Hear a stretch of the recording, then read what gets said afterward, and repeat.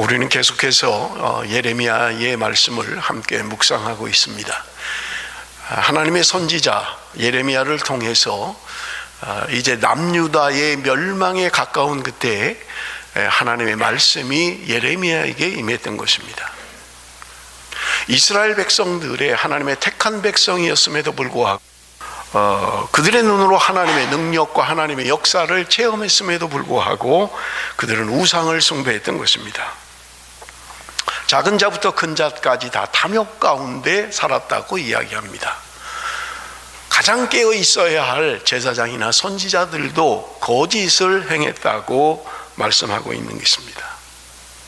그런가 하면 선한 길로 가지 않고 파수꾼들의 경고에 그 소리를 듣지 않겠다고 했던 것이 이스라엘 백성들이었던 것입니다. 마지막 멸망의 순간이 다가왔음에도 불구하고 하나님은 그들이 지금이라도 너희들이 길과 행위를 바르게 하면 하나님의 심판을 바꾸시겠다고 했음에도 불구하고 그들은 돌아오지 않았던 것입니다. 결국은 하나님께서 강대한 나라인 바벨론 제국을 들어서 남유다를 치시고 징계하시고 하나님이 심판하시는 것을 우리가 볼 수 있는 것입니다. 그렇게 하나님이 심판하시겠다, 하나님이 그들을 멸망시키시겠다고 하셨던 그 하나님이 우리가 지난주부터 지난장에도 하나님의 약속의 말씀들이 있는 거예요. 너희들이 바벨론에 70년 동안 포로 생활을 하게 되겠지만 70년 후에는 돌아오게 될 것이다. 하나님이 회복시키시겠다는 거예요.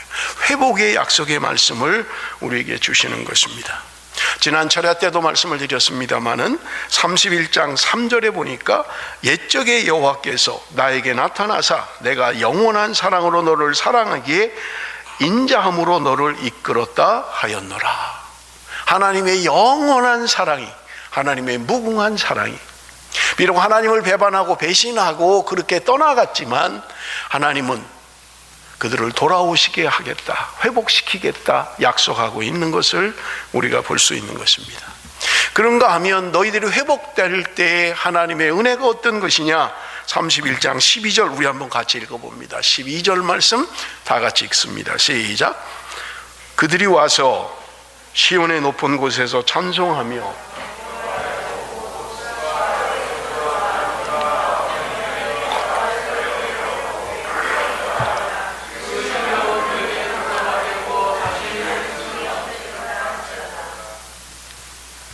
하나님이 회복시키실 때 그들이 돌아올 때는 너희들의 심령은 물된 동산과 같을 것이다. 다시는 근심이 없을 것이다. 소떼와 양떼와 많은 그들의 삶의 축복을 약속하고 있는 것입니다. 그러면서 하나님은 오늘 본문에 또 다른 약속을 하고 있어요. 우리 31절 우리 한번 봅니다. 여호와의 말씀이니라. 보라, 날이 이르리니 내가 이스라엘 집과 유다 집에 새 언약을 맺으리라. 하나님이 회복을 약속하셨습니다. 그들이 돌아올 때는 너희들의 심령이 물된 동산과 같게 될 것이다. 근심이 없을 것이다. 그런데 하나님이 그들과 함께 새 언약을 맺겠다고 말씀하고 있는 거예요. 여러분, 새 언약이 있다면 옛 언약이 있겠죠. 옛 언약이 있으니 새 언약이라고 말씀하고 있는 것을 우리가 볼 수 있습니다. 여러분, 언약이라고 하는 것 사람들은 참 소중하게 여깁니다. 여러분, 영어 성경에 번역하기를 카버넌트라고 영어 성경이 전부 다 동일하게 번역하고 있어요. 프로미스하고는 조금 다른 거예요. 여러분, 사람들은 약속을 중요하게 여겨요.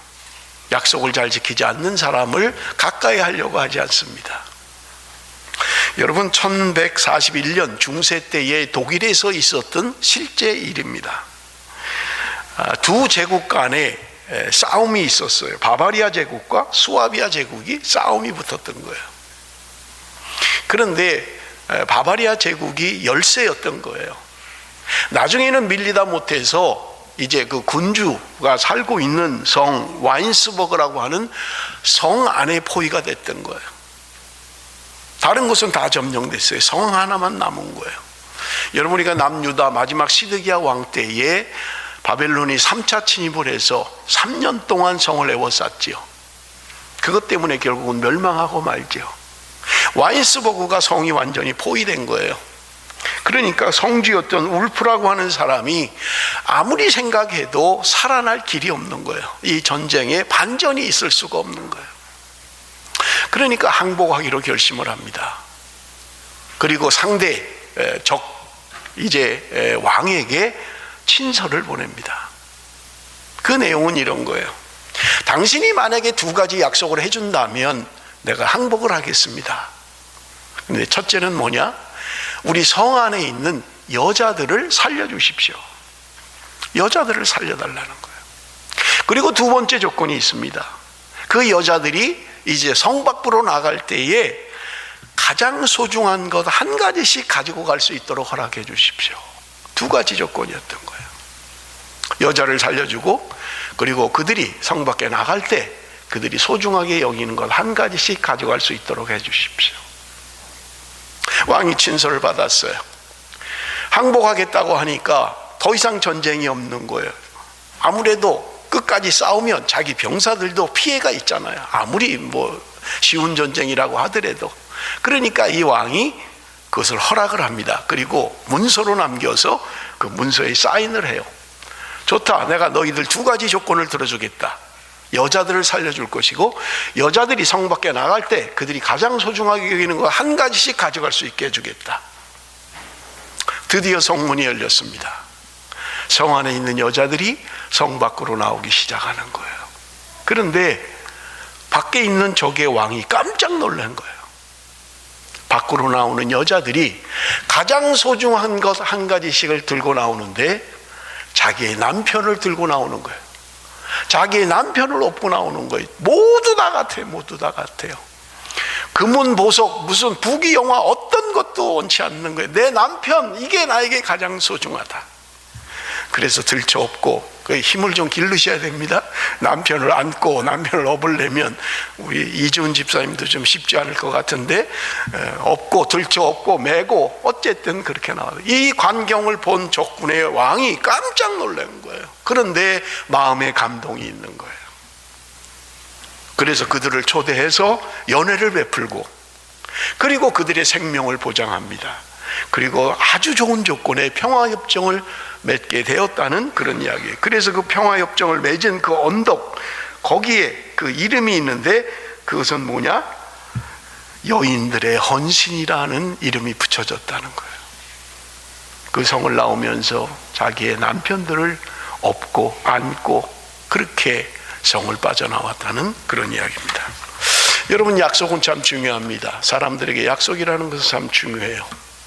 그런데 여러분, 하나님이 지금 하나님과 하나님의 백성이 맺은 언약, 그 언약을 하나님의 백성들이 어겼다는 거예요. 지키지 않았다는 거예요. 여러분, 성경 안에는 많은 언약들이 있습니다. 그런데 그 언약들을 여러분 크게 두 가지로 구분을 한다면, 하나는 은혜 언약이고 하나는 행위 언약입니다. 모든 언약은 둘 중에 하나예요. 하나는 은혜 언약, 하나는 행위 언약이에요. 여러분, 은혜 언약의 대표가 누구냐? 여러분, 아브라함이라고 하는 사람이 은혜 언약의 대표입니다. 하나님이 아브라함에게 언약을 맺으시면서 아무런 조건이 없었던 거예요. 아무런 조건 없이 하나님이 언약을 맺은 거예요.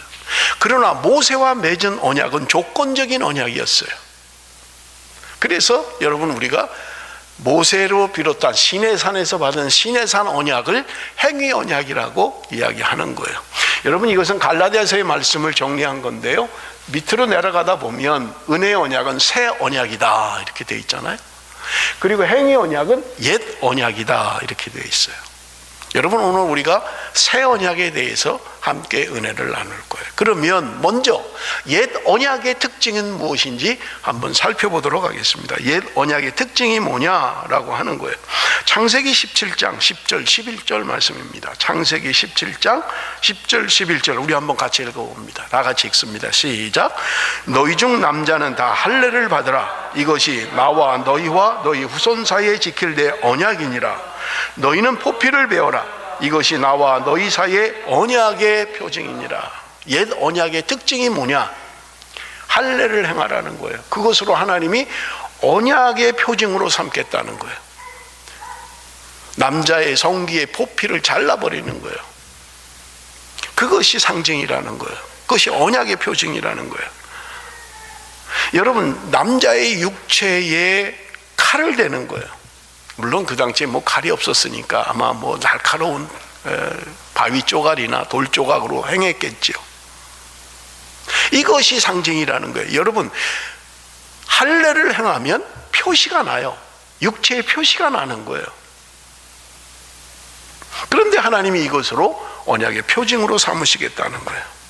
출애굽기 31장 18절을 보니까 여호와께서 시내 산 위에서 모세에게 이르시기를 마치신 때에 증거판 둘을 모세에게 주시니 이는 돌판이요 하나님이 친히 쓰신 것이니라. 시내산에 도착했을 때 하나님이 언약을 기록했는데 돌판에다가 하나님이 친히 기록하셨다고 말씀하고 있는 거예요. 그러니 여러분, 돌판은 누가 봐도 다 볼 수 있는 거예요. 하나님이 친히 쓰셨던 거예요. 누구나 볼 수 있는 거예요. 할례도 마찬가지입니다. 옛 언약의 특징은 외형적인 거예요. 눈에 보이는 거예요.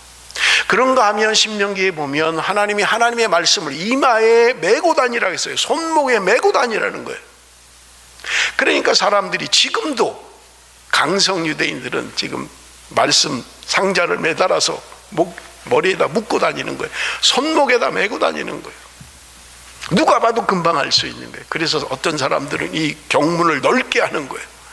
그래서 멀리서 봐도 저 사람은 유대랍비구나, 유대인 중에 유대인이구나, 금방 알 수 있는 거예요. 왜? 겉으로 드러나니까요. 할례도 마찬가지입니다. 겉으로 드러나는 거예요. 육체의 표시가 있는 거예요. 십계명도 마찬가지예요. 돌판에 써서 볼 수 있어요. 누구나 알 수 있어요. 하나님의 말씀을 머리에 붙이든지 손목에 매든지 누구나 확실하게 알 수 있는 거예요.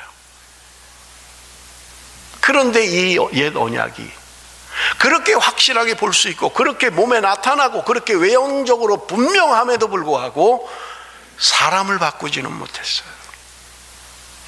사람을 바꾸지 못했어요. 여러분, 우리가 신앙생활하면서 때로 외형적인 것에 신경을 쓰지는 않습니까? 사람들의 시선, 사람들의 반응, 사람들의 칭찬, 이런 것들이 어쩌면 우리의 신앙의 주가 아닙니까? 그래서 겉으로 드러나는 것에 신경을 쓰는 거예요. 남의 눈에 보이는 것에 자꾸 신경을 쓰는 거예요. 그런데 여러분, 새 언약은 어떤 거예요? 우리의 마음에 새기겠다는 거예요. 눈에 보이는 거 말고, 확실하게 드러나는 거 말고 우리의 심령에 하나님의 말씀을 새기시겠다고 말씀하고 있는 것을 우리는 볼 수 있습니다. 옛 언약의 특징은 겉의 변화예요. 외형적인 변화예요. 그것은 했어요. 이마에 메고 다니고 손목에 메고 다니고 할례를 행하고 그들에게 돌판에 쓰여진 말씀이 있었어요. 그럼에도 불구하고 그들이 하나님의 말씀에 불순종했다는 거예요. 말씀을 받지만, 말씀을 가지고 있지만, 말씀을 외웠지만, 말씀을 머리에 붙이고 다녔지만 그 말씀대로 살지는 않았다는 말이에요. 우리가 말씀을 알고 때로는 말씀을 암송하고 그럼에도 불구하고 말씀대로 순종하고 있지 않은 삶을 살고 있지는 않습니까? 여러분, 그것이 옛 언약의 특징입니다. 그렇다면 왜 새 언약을 맺어야만 합니까?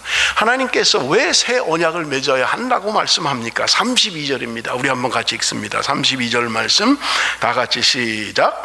이 언약은 내가 그들의 조상들의 손을 잡고 애굽 땅에서 인도하여 내던 날에 맺은 것과 같지 아니할 것은 내가 그들의 남편이 되었어도 그들이 내 언약을 깨뜨렸습니다. 여호와의 말씀이니라.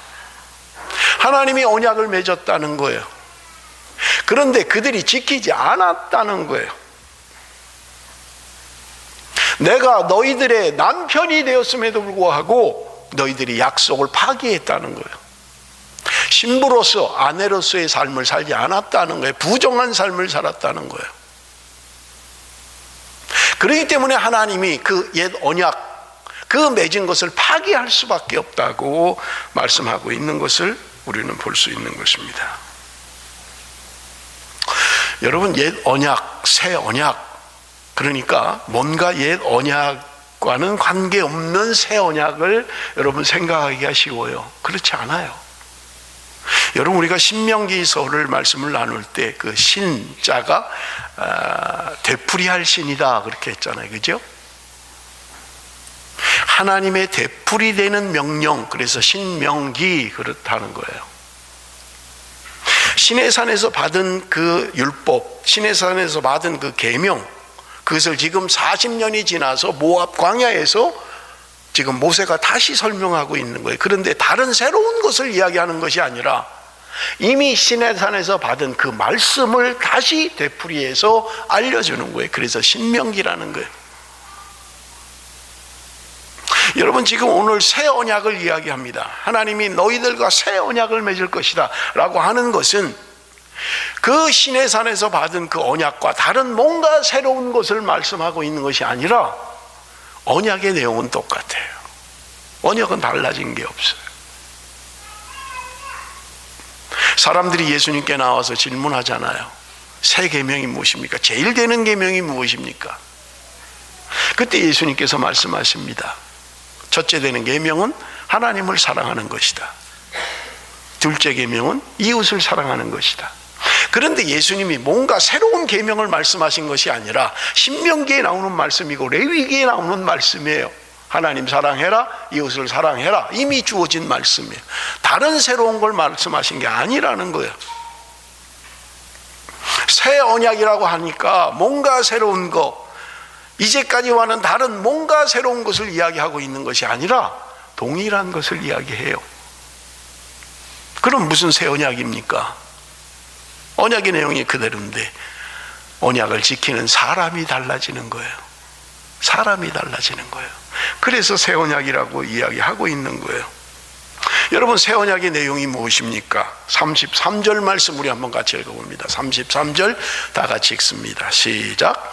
그러나 그날 후에 내가 이스라엘 집과 맺을 언약은 이러하니 곧 내가 나의 법을 그들의 속에 두며 그들의 마음에 기록하여 나는 그들의 하나님이 되고 그들은 내 백성이 될 것이라. 여호와의 말씀이니라. 새 언약의 내용이 뭐냐? 그것은 그들의 나의 법을 그들의 속에 둘 것이다. 그리고 그들의 마음에 기록할 것이다. 돌판에 새겨서 누구나 볼 수 있게 그렇게 하는 것이 아니라 우리의 마음에 새기시겠다는 거예요. 하나님의 법을 우리의 속에 두시겠다는 거예요. 하나님의 말씀을 우리의 마음에 기록하시겠다는 거예요. 여러분, 이것은 보이지 않아요. 마음에 기록하는 말씀은 눈에 보이지 않습니다. 그런데 하나님이 우리의 마음에 기록하시겠다고 이야기하는 거예요. 여러분, 새 언약의 내용의 중심, 그것은 도대체 무엇입니까? 여러분, 고린도전서 11장 25절 말씀을 봅니다. 고린도전서 11장 25절. 식후에 또한 그와 같이 잔을 가지시고 이르시되 이 잔은 내 피로 세운 새 언약이니 이것을 행하여 마실 때마다 나를 기념하라 하셨으니. 예수님이 제자들과 마지막 만찬을 함께 하십니다. 그리고 그들과 함께 새 언약을 맺어요. 포도주를 따라서 전부 다 성찬식을 거행합니다. 그러면서 주님이 말씀하십니다. 내 피로 세운 새 언약이다. 이것은 내 피로 말미암아 세운 새 언약이다. 그렇게 이야기하는 거예요. 예수님의 보혈로 말미암아 맺어지는 언약이 새 언약이라는 거예요. 예수 그리스도의 죽으심으로 말미암아 내가 구원받고 새로운 삶이 될 수 있다고 이야기하는 거예요. 그래서 그게 새 언약이라는 거예요. 새 언약의 중심은 예수 그리스도의 보혈이에요. 주님의 보혈이 없이는 우리는 새롭게 될 수가 없는 거예요. 주님의 피가 아니면 우리는 새롭게 될 수가 없는 거예요. 그래서 예수님의 피는 대단히 중요한 거예요. 여러분, 우리가 그 새 언약이라고 할 때 여러분 로마서 7장 22절에 보면 내 속사람으로는 하나님의 법을 즐거워한다. 내 속사람으로 하나님의 법을 즐거워한다는 거예요. 내 속사람이 하나님의 법을 즐거워한다는 거예요. 무슨 말입니까? 내 속사람이 어떻게 하나님의 말씀을 여러분 즐거워할 수 있습니까? 여러분, 이것은 단지 지적인 어떤 동의를 말하지 않아요. 여러분, 우리 속에 있는 깊은 정서나 여러분 의지의 부분을 이야기해요. 여러분, 쉽게 말하면 성향이라고 이야기를 하면 돼요. 성향. 우리의 속사람이 하나님의 말씀을 즐거워한다라고 하는 것은 우리의 성향이 바뀌는 거예요. 그저 단순히 지적인 동의가 아니라 모든 영역에 있어서 내 성향이 바뀌는 거예요. 하나님의 말씀을 즐거워하는, 하나님의 말씀이 중심이 된 삶으로 우리의 성향이 바뀌는 거예요. 여러분, 하나님께서 이스라엘 백성들의 죄를 지적할 때 불순종하는 것이 너희의 습관이다 그랬잖아요. 습관. 하도 말을 안 들으니까 말을 안 듣는 게 습관이 돼버린 거예요. 그냥. 그래서 말을 할 때나 모든 게 부정적이에요. 안 돼, 안 해, 못 해. 불순종하는 게 습관이 돼버렸어요.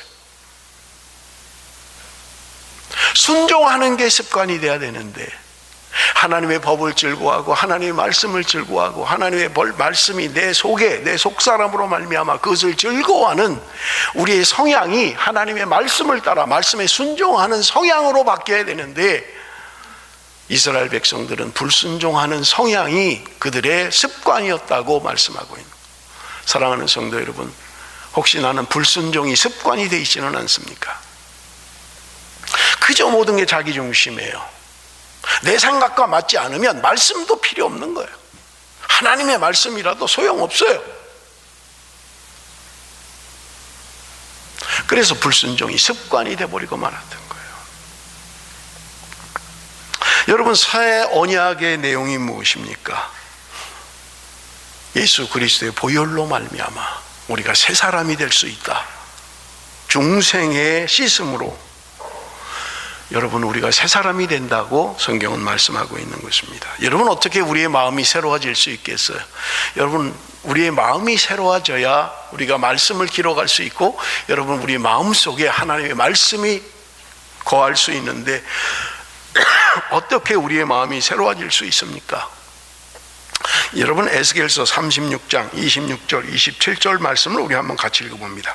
또 새 마음을 너희에게 주되 너희 중에서 그 마음을 제거하고 부드러운 마음을 줄 것이며 또 내 영을 너희 속에 두어 너희로 내 율례를 행하게 하리니 너희가 내 율례를 지켜야 할지라. 새 영을 너희 속에 두고 새 마음을 너희에게 주되, 새 마음은 우리의 결단, 우리의 의지, 우리의 노력으로 새 마음이 되는 게 아니라는 거예요. 하나님이 주신다는 거예요. 하나님이 우리에게 새 마음을 주신다는 거예요.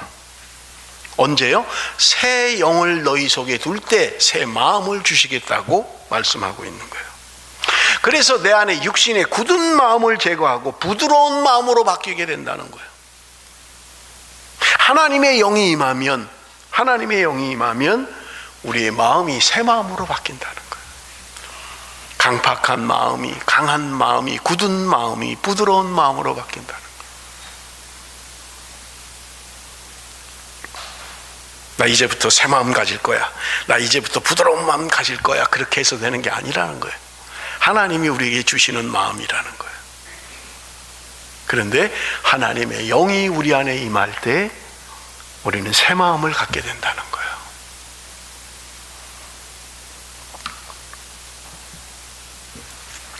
여러분, 새 언약의 특징은 뭐냐? 중생으로 말미암아 얻어진 마음입니다. 여러분, 우리 그 중요한 말씀이 있는데요, 우리 디도서 3장 5절 말씀을 봅니다. 디도서 3장 5절 말씀 우리 한번 보겠습니다. 디도서 3장 5절 다 같이 중요한 말씀입니다. 다 같이 읽습니다. 시작. 우리를 구원하시되 우리가 행한 바 의로운 행위로 말미암지 아니하고 오직 그의 긍휼하심을 따라 중생의 씻음과 성령의 새롭게 하심으로 하셨나니. 하나님이 우리를 구원하시되 우리의 행한 바 의로운 행위로 말미암지 않았다는 거예요. 우리의 의로운 행위로 우리가 중생한 게 아니라는 거예요. 우리가 구원 얻은 게 아니라는 거예요. 그럼 뭘로요? 오직 그의 긍휼하심을 따라 하나님의 자비하심, 하나님의 긍휼하심으로 말미암아 이루어졌다는 거예요. 그런데 하나님이 긍휼하심을 베푸실 때 어떻게 하신다는 거예요? 중생의 씻음과 성령의 새롭게 하심으로 하셨나니. 여러분, 시제의 변화가 없어요. 중생의 씻음과 성령의 새롭게 하심이라고 하는 것은 시제의 변화가 없어요. 그렇기 때문에 같이 일어날 수 있다는 거예요. 내가 중생할 때 예수 그리스도의 보혈의 피로 말미암아 거듭날 때 성령의 새롭게 하심이 우리 가운데 임할 수 있다는 거예요. 어떤 사람은 시차를 두고 일어날 수도 있어요. 거듭났어요. 구원받았어요. 성령의 새롭게 하심은 순차적으로 이루어지기도 해요. 그러나 여러분, 이 본문의 말씀은 시제의 변화가 없어요.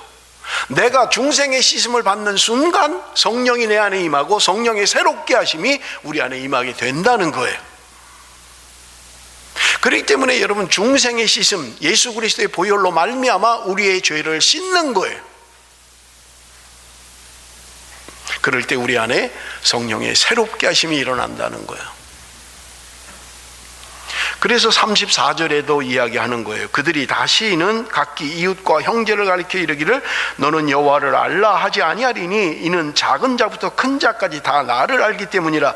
내가 그들의 악행을 사하고 다시는 그 죄를 기억하지 아니하리라. 여호와의 말씀이니라. 하나님의 영이 임하면 하나님을 아는 거예요. 우리 안에 성령이 있으면 하나님을 모를 수가 없어요. 어린 자든지 어른이든지 큰 자나 작은 자나 누구든지 성령이 그 안에 있으면 하나님을 알 수 있다는 거예요. 그래서 먼저 필요한 것은요, 우리의 죄 씻음이 필요하다는 거예요. 우리의 죄를 씻을 때 우리 안에 성령이 임하게 되고 성령이 우리를 새롭게 한다고 말씀하고 있는 거예요. 여러분, 무엇을 새롭게 합니까? 로마서 12장 2절에 보니까 너희는 이 세대를 본받지 말고 오직 마음을 새롭게 함으로 변화를 받아. 우리의 마음이 새로워져야 된다는 거예요. 그래서 예레미야가 이야기하는 하나님의 말씀이 무엇입니까? 하나님의 영이 임할 때 우리 안에 새 마음을 주시겠다는 거예요. 그럴 때 우리는 하나님의 말씀을 따라 살 수 있고 말씀대로 행할 수 있다고 성경은 우리에게 이야기하는 거예요. 내 의지와 노력으로만 되지 않는다는 거예요. 하나님의 영이 우리 안에 임할 때 하나님을 알게 되고요, 우리의 완악한 마음이 변화가 되고 굳은 마음이 변화가 되는 거예요. 여러분, 내 마음이 참 굳은 마음이다. 내 마음이 참 완악한 마음이다. 여러분, 그렇게 생각이 되신다면 여러분, 성령의 은혜를 구하십시오. 성령이 우리 안에 충만할 때 내 굳은 마음이, 완악한 마음이 부드러운 마음으로 변하는 거예요. 새 마음을 주시는 거예요. 우리의 행위가 바뀌는 것이 아니라 오늘 우리의 마음이 바뀌어야 된다는 거예요. 그런데 그것은 사람의 인위적으로 사람의 노력으로 되는 게 아니라 하나님이 우리에게 새 마음을 주신다는 거예요. 하나님의 영이 임할 때 우리 안에 새 마음을 주시겠다고 약속하고 있는 것입니다. 사랑하는 성도 여러분, 내가 나를 돌아볼 때 나는 참 굳은 마음이 많아, 악한 마음이 많아 라고 생각이 되어지십니까? 여러분, 내가 결심하는 것 같고 되지 않아요. 나 이제 새 마음 가져야지, 나 이제 부드러운 마음 가져야지. 안 돼요. 또 나와요. 내 본질은. 인간의 타락한 본성은 자꾸 튀어나오는 거예요. 성령의 새롭게 하심이 아니면 우리의 마음이 바뀌질 않는 거예요. 우리의 마음이 새롭게 되지 않는 거예요. 그러므로 여러분, 우리는 하나님의 영을 간구하십시오. 여기 말하는 하나님의 영이라고 하는 것은 창세기 2장 7절에 하나님의 창조, 인간을 만들 때 영과 똑같아요. 그 영이에요. 하나님이 숨을 불어넣으셨다. 하나님의 영을 불어넣으셨다는 거예요. 흙으로 사람을 만들고 그 코에 생기를 불어넣었다. 하나님의 영을 불어넣었다는 거예요. 타락할 때 그 영이 죽어버리고 만 거예요. 예수 그리스도를 믿을 때 죽어있는 영이 회복되고 살아나는 거예요. 그래서 예수 그리스도를 믿을 때 예수 그리스도의 보혈의 공로가 아니고는 우리 안에 하나님의 영이 새롭게 생길 수가 없어요. 내가 갖기를 소원해서 되는 게 아니에요. 내가 결단해서 되는 게 아니에요. 성령의 사역으로, 성령의 역사로 말미암아 우리를 새롭게 하시겠다고 말씀하고 있는 것입니다. 그러므로 여러분, 바울이 고백했던 것처럼 나는 날마다 죽는다라고 하는 것은요, 우리 안에 본질적인 것들이 자꾸 튀어나오는 거예요. 거기는 내 성질도 있어요. 태어나면서 갖고 있는 성질도 있어요. 하나님의 영이 내 안에 작동될 때, 하나님의 영으로 충만할 때 여러분 내 성질도 덮는 거예요. 덮이는 거예요. 하나님의 영으로 덮이는 거예요. 이게 제거가 되면 다 드러나는 거예요. 그러니까 바울이 고백이 날마다 죽어야 된다라고 고백했던 거예요. 한순간만 벗어나면 어제는 죽었던 것 같은데 오늘은 또 튀어나오는 거예요. 내 본질이, 내 성질이 내 안에서 자꾸 드러나는 거예요. 그러므로 여러분 날마다 씻어야 돼요. 말씀으로 씻어야 돼요. 성령의 새롭게 하심으로 말미암아 우리는 날마다 씻어야만 되는 거예요. 그럴 때 그게 유지가 되고 가능해진다는 말입니다. 사랑하는 성도 여러분, 말씀을 맺겠습니다. 하나님 오늘 33절을 통해서 말씀합니다. 나는 너희의 하나님이 될 것이다. 너희는 내 백성이 될 것이라고 말씀하고 있습니다. 지난주에도 말씀을 드렸습니다마는 하나님이 나의 하나님이십니다 라는 고백은 하나님은 나의 왕이십니다. 하나님이 나를 다스리고 통치하시도록 나를 내어드립니다. 내 완악한 마음도, 내 더러운 마음도, 내 강한 마음도 하나님 앞에 내어드립니다. 하나님이 나를 다스려 주시옵소서. 그것이 하나님의 나라예요. 성경의 창세기부터 요한계시록까지 흘러가는 하나님의 나라예요. 하나님께서 친히 우리에게 말씀하십니다. 너희들은 내 백성이다라고 이야기해요.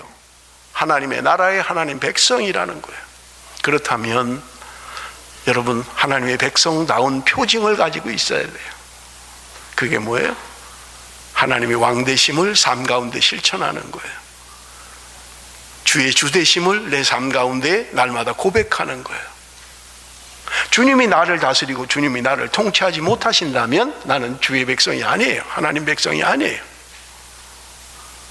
하나님이 나를 통치하고 다스리도록 나를 자꾸 내려놔야 돼요. 나를 자꾸 포기해야 돼요. 내 성질도 내 성격도 내려놔야 돼요. 그럴 때 하나님의 영이 나를 다스리고 나를 새 사람으로 새 마음으로 새롭게 하시는 역사가 있다는 말입니다. 결단과 결심 갖고 되지 않아요. 여러분 날마다 하나님 앞에 나가야만 합니다. 성령의 충만함을 간구하십시오. 성령 충만해야 내 안에 완악한 마음도 바뀌는 거예요. 성령이 충만해야 내 더러운 성질도 바뀌는 거예요. 성령 충만하지 않으면 바뀌지 않는 거예요. 여러분 날마다 주의 은혜로 하나님이 나를 다스려 주옵소서. 성령이요, 성령께서 나와 함께하여 주셔서 나를 날마다 새롭게 하여 주옵소서. 이러한 고백과 그러한 삶이 있을 때 우리는 하나님 안에 하나님이 주시는 하나님의 백성으로서의 삶을 살아가게 될 줄로 믿습니다.